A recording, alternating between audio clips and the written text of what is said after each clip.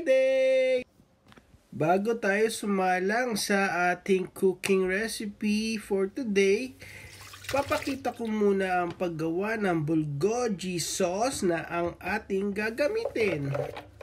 Sa bulgogi sauce, meron tayong 1 can ng pears, 1/2 cup ng dates, 5 cloves ng garlic, 1 tablespoon ginger, 1 can tomato paste, 2 tablespoon ng chili paste, 1 tablespoon ng fish sauce, 1 cup beef broth, 1 tablespoon sesame seed, at 1 tablespoon ng honey.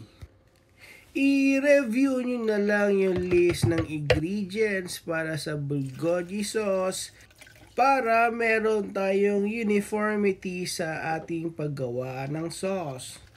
So guys, itong bulgogi sauce na to, natutunan ko to sa aking mga ka-office mate na Korean. So nag-work ako before sa Korean company, 8 years din ako.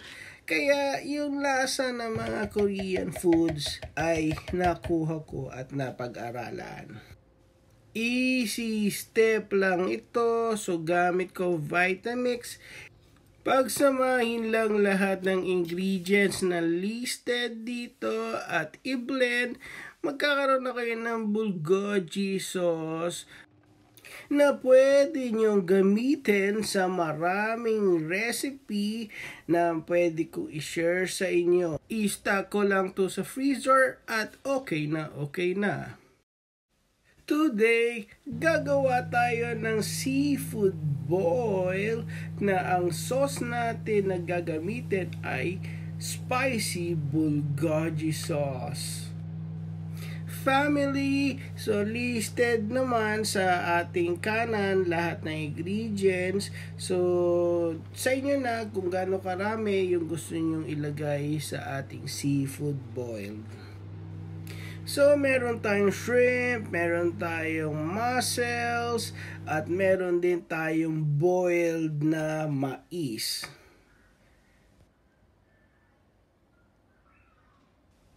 At hindi rin mawawala ang 1 cup of bulgogi sauce na ating ginawa. At mamaya lalagyan din natin ng oyster to sa ating pagluluto. Halika, simulan na natin!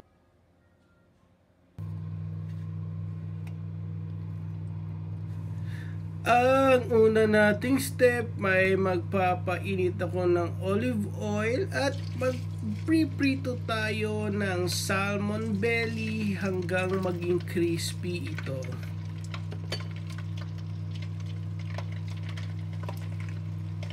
Gagamitin lang natin itong salmon belly na crispy pang garnish sa ating seafood boil mamaya.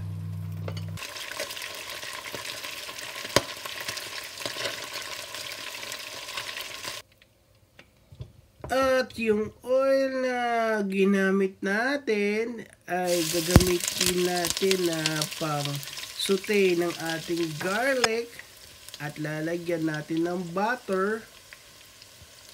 Yung butter na ginamit natin ay about 1/4 cup.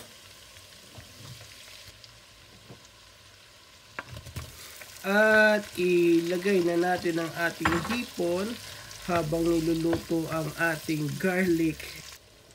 Ang bango. So tawag dito is buttered garlic. At ngayon ibuhos na natin ang ating bulgogi sauce.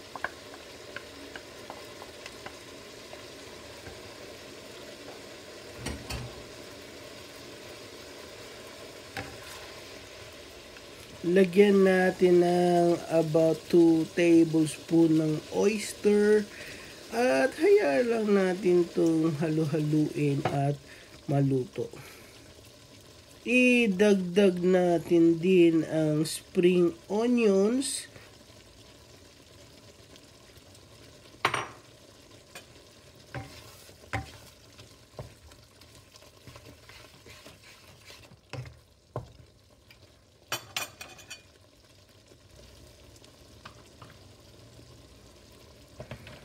At ilagay na rin natin ang ating mussels, New Zealand's mussels na malalaki.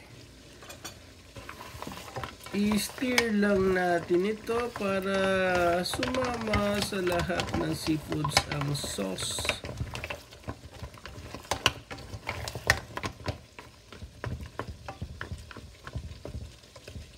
Guys, tatakpan natin to hanggang maluto ang mussels.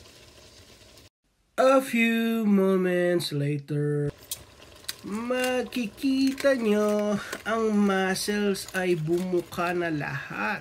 So, indication ito na luto na ang ating mussels. Kaya, lagyan lang natin ng salt and pepper at halu-haluin lang natin ito. Dito, pwede na nating idagdag ang ating boiled corn. Napansin nyo yung corn natin galing dun sa plastic. So, special na plastic yon na pwede nating ilagay sa oven at ginagamit ko na pangsaing nitong ating corn.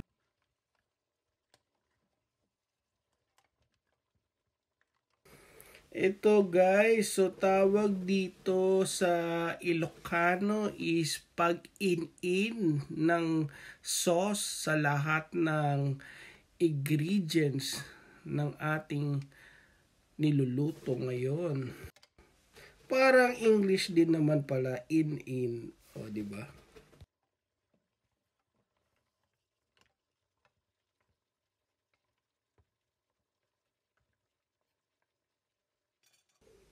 Ito guys, meron na tayong seafood boil. So, lalagyan ko lang to ng crispy salmon belly na ating prinito kanina na pang-garnish nitong ating food. So, meron ang mga seafood boil na iba't ibang intensity ng anghang. So, pwede nyo dagdagan ng chili. Depende sa inyo. Ito na po. So, family, for more videos, subscribe. Like my channel. See you again!